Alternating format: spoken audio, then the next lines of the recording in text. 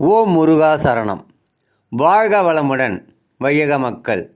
நாம் இப்பொழுது அப்பன் அருளால் வாஸ்து பகவான் எப்படி உருவானார், அவரால் நமக்கு ஏற்படும் நன்மைகளை பற்றி நாம் இப்பொழுது பார்க்கலாம். அண்டகாசூரன் என்ற ஒரு பெரும் அரக்கன் தன்னை வெற்றி காண்பதற்கு யாராலும் முடியாது என்று மமதையில் சுற்றித் திரிந்தான். ஒரு நாள் சிவபெருமானை பார்த்து போருக்கு அழைத்து வாருங்கள் நாம் போர் செய்யலாம் என்று மமதையில் சிவனுடன் போரிட்டான்.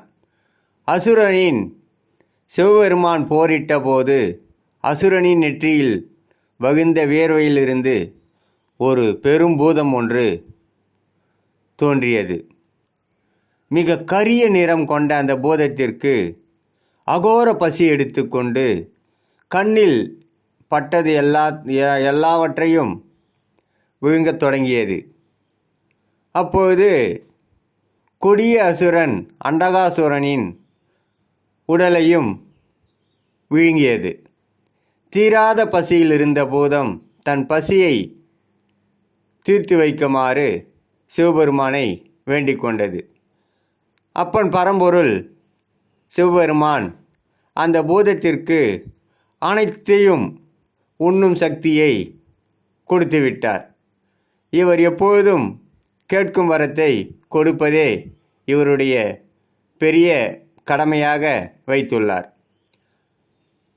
அந்த பூதம் இந்த பூமியை அழிக்கும் சக்தி உண்டானதாக தேவர்கள் அனைவரும் பிரம்மனிடம் முறையிட்டனர்.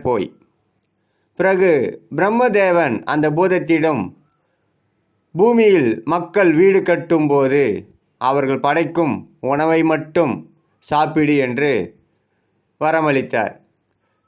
அதனால் அந்த பூதம் சாஸ்திரப்படி வீடு கட்டவில்லை என்றால் அந்த வீட்டில் வசிப்பவரை வாட்டு என்று வரமளித்தார். அந்த பூதமே வாஸ்து பகவானாக மாறியது.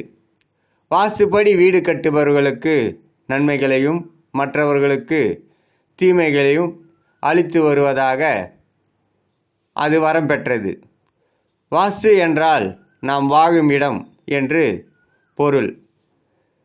மிகச் சரியான வாஸ்து உள்ள வீடுகளில் பிரச்சனை இருக்காது என்று சொல்லியது. வாஸ்து என்ற சொல் கட்டிடம் ஒன்று கட்டப்பட்டுள்ள நிலத்தை குறிக்கும்.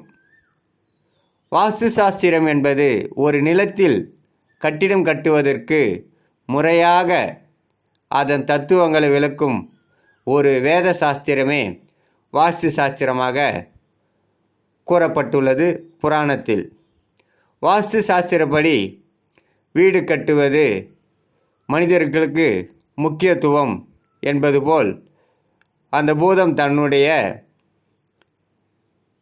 வாஸ்து பகவானாக மாறியது.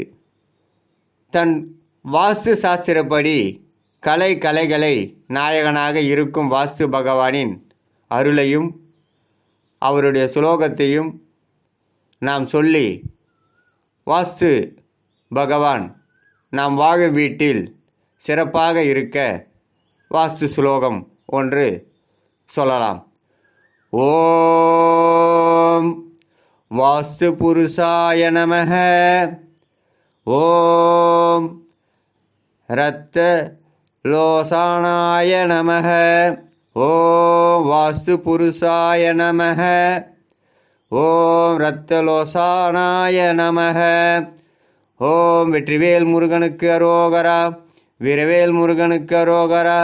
சக்திவேல் முருகனுக்கு அரோகரா. எங்களையாளும் மண்ணாள நாயகன் வடபழனியாண்டவனுக்கும் பழனியாண்டவனுக்கும் அரோகரா.